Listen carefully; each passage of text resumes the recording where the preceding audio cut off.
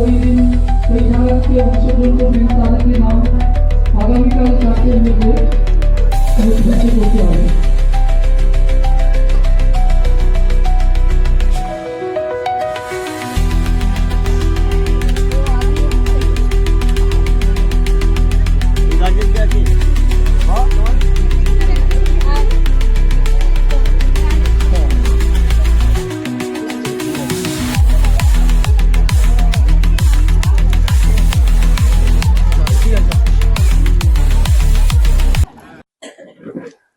আজ 15ই ফেব্রুয়ারি সারা ভারতবর্ষ জুড়ে শিব দুর্গা পুজো হচ্ছে।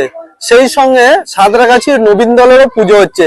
এই সাঁতরাগাছি নবীন দলের কততম বর্ষে পদার্পণ করেছে শিব দুর্গা পুজো?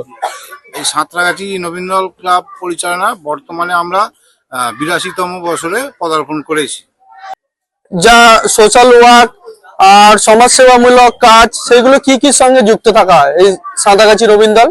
ওই তো আমাদের ক্লাব সংলগ্ন যে ময়দান আছে সেই ময়দানে বাচ্চাদের খেলাধুলা হয় প্রত্যেকদিন বিকেলবেলা, এবং লেখাপড়া করা হয় স্কুলের মানে ক্লাবের ভিতরে একটা ছোট বাচ্চাদের।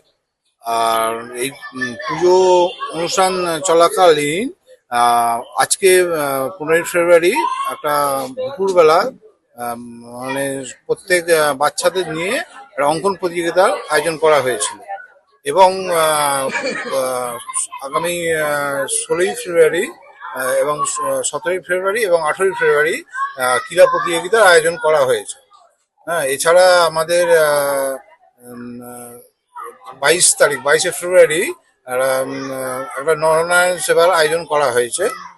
উক্ত নরনারায়ণ সেবা আমাদের ভালোভাবে যাতে পরিচালনা করি সেটা আমরা আশা করছি। এই নরনারায়ণ সেবাকে নিয়ে আপনার এলাকাবাসীকে কি বার্তা দেবেন আপনি?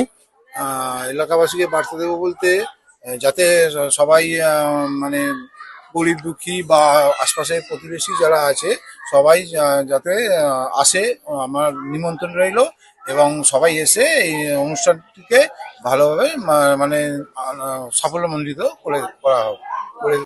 আপনার নাম? আমার নাম পিন্টু দাস। আপনি ক্লাবের কোন পদে রয়েছেন? আমি ক্লাবের সম্পাদক।